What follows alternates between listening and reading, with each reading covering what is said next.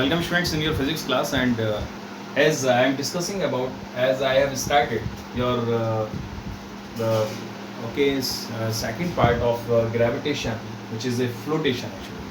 Okay, this is the second half of gravitation. So flotation is what actually? It is the in which in this actually in this part we will study about the properties of fluids, which are gases and liquids actually. As students, I have told you about thrust and types of thrust and pressure. Okay, again, what is thrust actually? Thrust is a perpendicular force, okay, which exerts normally. And it is of two types, up thrust and down thrust. Okay, जब ये normal force upward direction में होगा तो उसको आप कहेंगे up thrust. When it is downward actually, then you will say down thrust. Clear? Because it is a type of force, it is a special case of force, so unit will be same as the unit of force, Newton.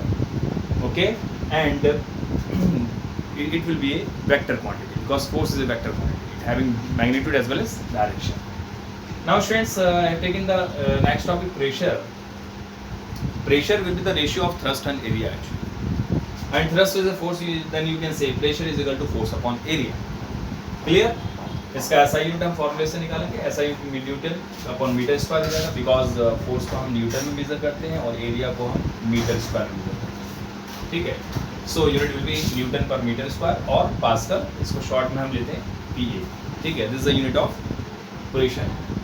Students, this pressure is a actually this pressure is neither a scalar nor vector quantity actually. It is the another type of quantity which is known as the tensor quantity. तो pressure होती है ना तो ये scalar quantity होती है ना ही vector quantity होती है, actually it is a tensor quantity. Last class में एक मिस्टेक थी मुझसे, ठीक है, वहाँ मैंने वेक्टर क्वांटिटी लिखा है इसलिए उसको करेक्ट कर लीजिएगा. It is a tensor quantity. Okay, because pressure के केस में जो डायरेक्शंस होती है वो एक से ज़्यादा डायरेक्शन होती हैं.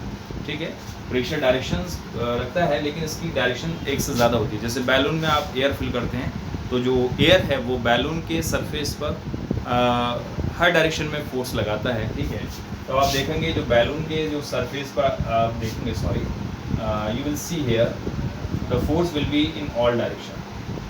ठीक है, हर पॉइंट पर फोर्स होगा लेकिन उस फोर्स का डायरेक्शन जो होगा वो अलग अलग होगा. यहाँ पर आप प्रेशर की बात करेंगे तो प्रेशर जब देखेंगे बैलून के सरफेस पर जो प्रेशर होगा वो डिफरेंट डायरेक्शंस में होगा. तो उस प्रेशर का जो है पर्टिकुलर डायरेक्शन नहीं होता है एक्चुअली. तो इसलिए प्रेशर को यहाँ टेंसर क्वांटिटी की कैटेगरी में रखा जाता है क्योंकि इसका एक स्पेसिफिक डायरेक्शन नहीं होता है. It having a direction more than one direction actually. Clear? इस तरह से मोमेंट ऑफ इनर्शिया इसका एक सेकंड एग्जांपल हो सकता है टेंसर क्वांटिटी का. मोमेंट ऑफ इनर्शिया भी टेंसर क्वांटिटी होती है. ठीक है, आगे आप इसके बारे में अच्छे से पढ़ेंगे. ठीक है, तो pressure is neither a scalar nor vector quantity, actually it is a tensor quantity. Clear?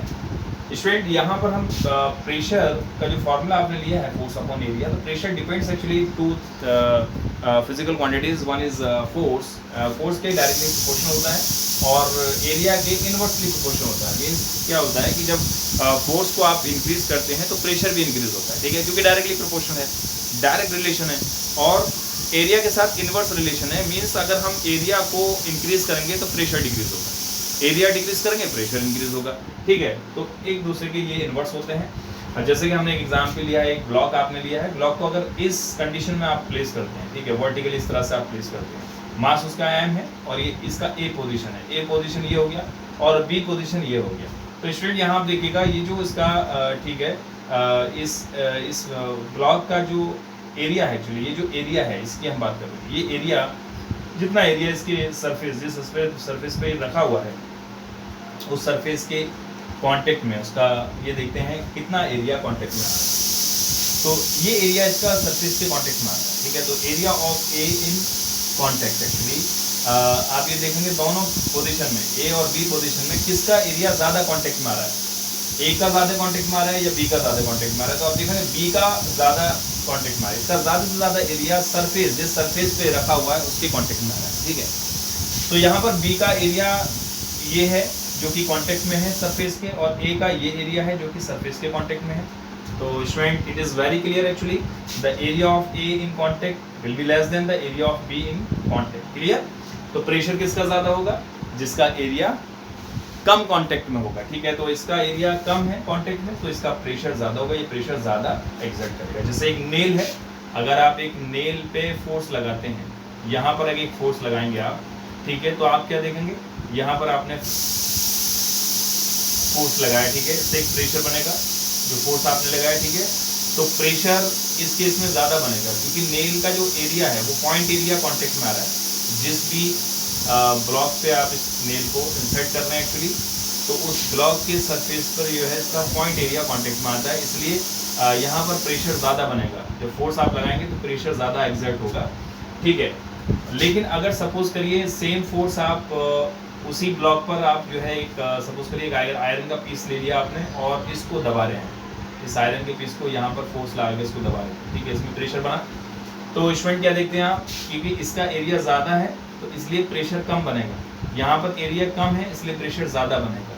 तो ये प्रेशर जो है वो एरिया पे डिपेंड करता है, कांटेक्ट एरिया पे डिपेंड करता है। तो यहाँ पे कांटेक्ट एरिया ज़्यादा है इसलिए प्रेशर कम बनेगा, और यहाँ कांटेक्ट एरिया कम है तो इसलिए उसी फोर्स से, यानी फोर्स आपने एफ को चेंज नहीं किया, फोर्स वही है, लेकिन प्रेशर डिफरेंट हो गया। क्यों डिफरेंट हो गया? क्योंकि एरिया डिफरेंट है, यहाँ एरिया ज़्यादा है, यहाँ एरिया कम है, तो इसलिए प्रेशर ज़्यादा होगा। जब प्रेशर इस केस में ज़्यादा होगा तो नेल इसके अंदर इंसर्ट कर जाएगा, ठीक है, और लेकिन ये आयरन पीस इसमें इंसर्ट नहीं करता है क्योंकि प्रेशर कम है। तो स्टूडेंट प्रेशर का एक बहुत ही ज़्यादा इंपॉर्टेंट कॉन्सेप्ट एक्चुअली इसको आपको समझना है कि प्रेशर फोर्स के डायरेक्टली प्रोपोर्शनल होता है, यानी फोर्स को अगर आप इंक्रीज करेंगे, इस फोर्स को अगर आप इंक्रीज करना, प्रेशर की वैल्यू चेंज हो जाएगी। इस तरह से अगर आप चाहते हैं प्रेशर को चेंज करना, तो आप किसी एक वैल्यू को चेंज करके प्रेशर को चेंज कर सकते हैं। यानी कि अगर आप फोर्स को चेंज करेंगे तब भी प्रेशर चेंज हो सकता है, और अगर आप एरिया को चेंज कर दें, फोर्स को चेंज ना करें, ओके, इसको आप keeping the force constant, actually you can also change the pressure by changing the area. जैसे कि हमने यहाँ देखा, इस केस में हमने फोर्स इक्वल लिया है, यहाँ फोर्स F लगा है, इसमें भी फोर्स F लगा है, लेकिन स्टूडेंट ये P1 है और ये P2 है, और जो P2 होगा actually this will be more than this P1 actually, because the area, इसका एरिया आपने A1 ले लिया, इसका एरिया आपने A2 लिया, जो A2 है एक्चुअली वो लेस देन है किससे? A1 से, ठीक है। तो इसलिए प्रेशर P2, यानी P2 प्रेशर ज्यादा होगा P1 से। क्लियर? तो स्टूडेंट ये बात क्लियर होगी आपके कि फोर्स कांस्टेंट है लेकिन प्रेशर चेंज हो गया क्योंकि आपने एरिया को चेंज कर दिया। तो प्रेशर टू फिजिकल क्वांटिटीज पे डिपेंड करता है, फोर्स पर डिपेंड करता है, एरिया पे डिपेंड करता है। You can change the pressure, okay, by changing any one of them actually, either force and area. Clear? So this is the very actually this is a example actually which you make it clear actually. This pressure depends on the area. If you increase the area, then pressure decreases, and if you decrease the area, the pressure increases actually. So here the pressure of A will be more than the pressure of B, because area of A in contact is less than the area of B in contact actually. So this is the example. Students, comes to the next topic actually, this pressure in fluids.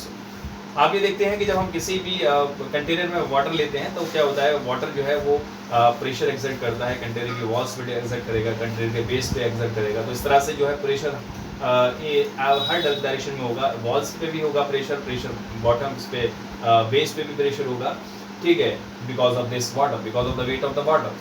तो here a solid exerts pressure on a surface. जैसे कि एक solid आपने लिया था, एक block आपने लिया था, जिस तरह से ये ब्लॉक इस सरफेस पर प्रेशर लगाता है, इसी तरह से स्टूडेंट्स लिक्विड भी, फ्लूइड्स भी जो है वो प्रेशर एक्सर्ट करते हैं, ठीक है। तो फ्लूइड्स जिस तरह से सॉलिड का हम पढ़ते हैं उसी तरह से ड्यू टू, और सॉलिड किसकी वजह से लगाता है? अपने वेट की वजह से लगाता है, ओके, जो प्रेशर एक्सर्ट किया उसने because of its weight actually. Similarly you can say the fluids have weight, fluids के पास भी वेट होता है, and they also exert pressure on the base and walls of the container in which they are enclosed. Clear? So this is the example actually. Here expression for pressure exerted by liquid. Student मैं आपको एक formula बताने जा रहा हूँ जो कि बहुत ही इंपॉर्टेंट फार्मूला है, हालांकि आप इसको 11th क्लास में ज़्यादा अच्छे से पढ़ेंगे, इसका एक डेरिवेशन है, क्लियर, और वहाँ पर हम इसको ड्राइव करते हैं। और फार्मूला एक्चुअली क्या बताता है कि जैसे जैसे हम डेप्थ में जाते हैं वैसे वैसे प्रेशर की वैल्यू इंक्रीज हो जाती है। रिवर के अंदर आप जितना डेप्थ में जाएंगे उतना प्रेशर इंक्रीज होगा, सी समंदर के अंदर जो है, ठीक है, आप अंदर जितनी गहराई तक जाएंगे उतना उसका प्रेशर जो है इंक्रीज होगा। तो प्रेशर जो है वो गहराई पे डिपेंड करता है, उसकी डेप्थ पे डिपेंड करता है, क्लियर। तो स्टूडेंट उसका जो फॉर्मूला एक्चुअली है वो P = HdG। Here H is what actually it is the depth. तो यहाँ से क्लियर हो गया, it is very clear that this pressure is directly proportional to the depth. If you increase the depth, then pressure increases. Here H we have taken for the depth actually, and D is density. Density पे भी depend करता है, जितना ज़्यादा density होगी उतना ज़्यादा pressure होगा. मरकरी की डेंसिटी वाटर से ज़्यादा होती है, इसलिए मरकरी में प्रेशर हाई होगा. इस तरह से G पे डिपेंड करेगा, ग्रेविटी पे डिपेंड करता है. तो ये 3 फिजिकल क्वांटिटी हैं, डेप्थ है, डेंसिटी है और आपका G है, एक्सेलरेशन ड्यू टू ग्रेविटी. तो ये 3 फैक्टर्स पे डिपेंड करता है. तो इसलिए और तीनों पे डायरेक्टली प्रोपोर्शनल होगा. H को इंक्रीज करेंगे यानी डेप्थ को इंक्रीज करेंगे, प्रेशर इंक्रीज होगा. D को इंक्रीज करेंगे, प्रेशर इंक्रीज होगा. और G एक्चुअली यहाँ पर one thing actually remain constant is G. G जो है वो एक कांस्टेंट होगा एक्चुअली. इसका वेरिएशन मैं आपको बताऊंगा किस तरह से G वैरी करता है, टेम्परेचर डिपेंड करता है एक्चुअली. तो here this formula becomes P is equal to H dG. ये फार्मूला आपको याद रखना है, ये प्रेशर का फार्मूला है. Okay, according to the depth actually. तो this is the expression for pressure exerted by liquid. Clear. लेकिन एक चीज़ यहाँ पर आपको समझनी है, जैसे मान लीजिए अगर हम इस डेप्थ की बात करते हैं, यहाँ की बात करते हैं, इस पे जितने भी पॉइंट्स होंगे, यहाँ पर जितने भी पॉइंट्स होंगे या जितने भी वाटर के मॉलिक्यूल्स होंगे, तो ऊपर वाले वाटर के मॉलिक्यूल्स इस पर जो प्रेशर एक्सर्ट करेंगे वो कांस्टेंट होगा. हर मॉलिक्यूल, हर पार्टिकल पर कांस्टेंट होगा. ये आपने इस डेप्थ पर, यानी कि ये आपने डेप्थ ले ली, कुछ डेप्थ मान लीजिए, सपोज करिए ये H1 डेप्थ है, और H1 डेप्थ में जितने भी पार्टिकल्स होंगे, इस लेवल पे जितने भी पार्टिकल्स लाई करेंगे, उन सभी पर प्रेशर कांस्टेंट होगा, सेम होगा, क्योंकि उनका डेप्थ सेम है. इस पार्टिकुलर डेप्थ H1 होगा, इसका भी डेप्थ H1 होगा, इसका भी डेप्थ H1 होगा, इसका भी डेप्थ H1 होगा. तो क्योंकि H1 सेम है और D भी सेम है, डेंसिटी यानी कि उसी लिक्विड की बात कर रहे हैं, सेम लिक्विड की बात कर रहे हैं, इसलिए D भी सेम होगा और G भी सेम होगा. ठीक है, इसलिए प्रेशर की वैल्यू सेम होती है. तो at the same level, at the same depth, pressure will be same. Clear. समझ में आ गया होगा स्टूडेंट्स. तो today I have discuss about the pressure, okay, and pressure in fluids. Thank you.